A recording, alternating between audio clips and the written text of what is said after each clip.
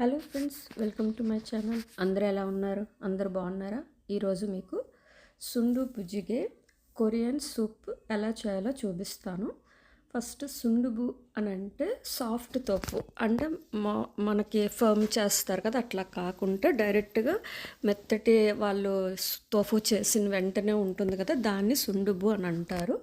So ఇప్పుడు ఈరోజు మీకు చూపించేది స్పైసీ తోఫు సూప్ అనమాట. ఫస్ట్ దీనికి ఆయిస్టర్ మష్రూమ్స్ తీసుకున్నాను.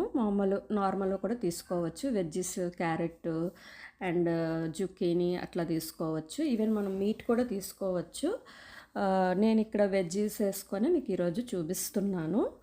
సో దీన్ని సుండు బుజిగే అని అంటే spicy soft spicy tofu soup అనమాట. ఇదిగో దీన్ని సూన్ తోఫు అంటారు. మెత్తగా ఉంటుందన్నమాట, చాలా లైట్ ఉంటుంది. దీన్ని సూన్ తోఫు అంటారు. ఫస్ట్ ఏంటి అని అంటే మనం ఒక పాట్ తీసుకోవాలి, అందులో ఆయిల్ వేసేసుకోవాలి. ఆయిల్ వేసేసుకొని ఆ తర్వాత మనం ఆనియన్స్ ఉంటాయి కదా, చిన్నగా ముక్కలు చేసేసుకొని ఆనియన్స్ అందులో వేసేసి మనం ఫ్రై చేయాలి. మనం షాలోట్స్ లాంటివి తీసుకుంటే మనకి ఇంకా టేస్ట్ ఉంటుంది, బట్ ఈ నార్మల్గా కూడా సరిపోతాయి. ఆ తర్వాత అందులో స్ప్రింగ్ ఆనియన్స్ అంటే ఉల్లికాడలు అవి కూడా వేసుకొని ఫ్రై చేయాలి. ఎక్కువ ఫ్రై చేయక్కర్లేదు, కొంచెంగా మనం ఒక 1 మినిట్ అట్లా ఫ్రై చేసేసుకొని అందులో మనం గార్లిక్ వేసుకోవాలి, చాప్డ్. సో అది కూడా వేసేసుకొని మనం ఫ్రై చేయాలి. నేను ఓన్లీ వెజ్జెస్, నా దగ్గర అప్పటికి క్యారెట్ ఉంటే ఓన్లీ క్యారెట్ వేసాను. మనం క్యారెట్, బీన్స్ అండ్ ఇంకేమైనా జుకీని అట్లా వేసుకుంటే బాగానే ఉంటాయి. ఆ తర్వాత అవి కూడా వేసేసుకొని ఫ్రై చేయాలి. ఒక 1 మినిట్ అట్లా ఫ్రై చేసేసిన తర్వాత ఇది గోచుగంగ్ సాస్ ఉంటుంది. మనం ఒరిజినల్ రెసిపీలో అయితే మనకి పౌడర్ గోచుగంగ్ చిల్లీ పౌడర్ ఉంటుంది, అది వేసుకోవాలి. అది లేకపోతే ఇది మనకి కొరియన్ స్టోర్స్లో, నార్మల్ స్టోర్స్లో మనకి సాస్ దొరుకుతుంది. ఆ తర్వాత నువ్వుల నూనె వేసుకోవాలి. ఆ తర్వాత సోయా సాస్ ఇవి వేసేసుకొని ఫ్రై చేయాలి. ఈ సాస్ అయితే మనకి కంపల్సరీ ఉండాలన్నమాట, గోచుగంగ్ సాస్. అది వేస్తేనే మనకి ఒక ఫ్లేవర్ వస్తుంది.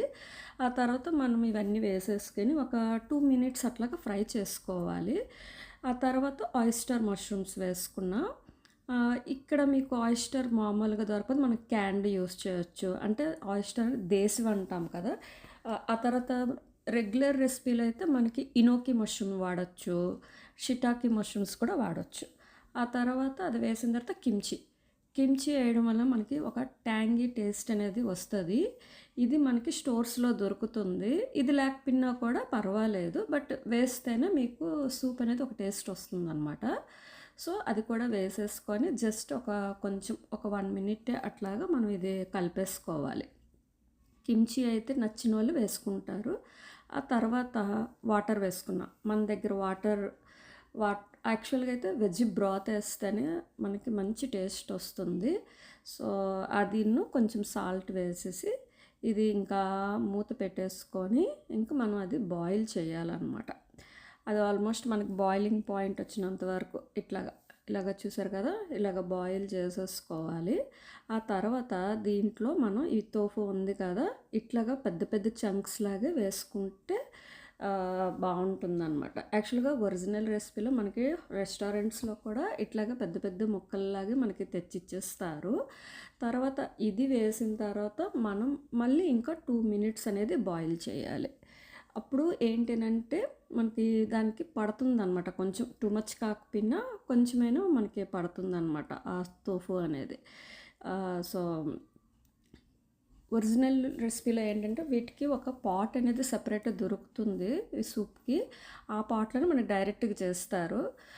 ఇది ఎగ్ మాత్రం దించే ముందు అంటే మనం పాట్ బయటికి తీసిన తర్వాత సర్వింగ్ అప్పుడు వేస్తే టేస్ట్ బాగుంటుంది. నేను కొంచెం ఎర్లీగా వేసేసాను. సో మీరైతే సర్వింగ్ టైంలోనే ఆ పాట్ అక్కడ పెట్టేసి వేసుకుంటే బాగుంటుంది. మనకి రెస్టారెంట్లో కూడా మన టేబుల్ దగ్గర తెచ్చిన తర్వాతనే వాళ్ళు క్రాక్ చేసి వేస్తారనమాట. సో ఇంక సూప్ అనేది రెడీ అయిపోయింది. దీనికి మనం పక్కన ఫిష్ను ఫ్రైడ్ రైస్ ఇట్లాగా సర్వ్ చేసుకుంటే బాగుంటుంది. యాక్చువల్గా రెస్టారెంట్లో కూడా మనకి సేమ్ ఇట్లానే fried fish and tofu and egg ఇట్లా సలాడ్, రైస్ అన్నీ ఇస్తారనమాట. సో మీకు ఈ డిష్ నచ్చింది అనుకుంటున్నాను. నచ్చినట్టయితే నా ఛానల్కి లైక్, షేర్ అండ్ సబ్స్క్రైబ్ చేయండి.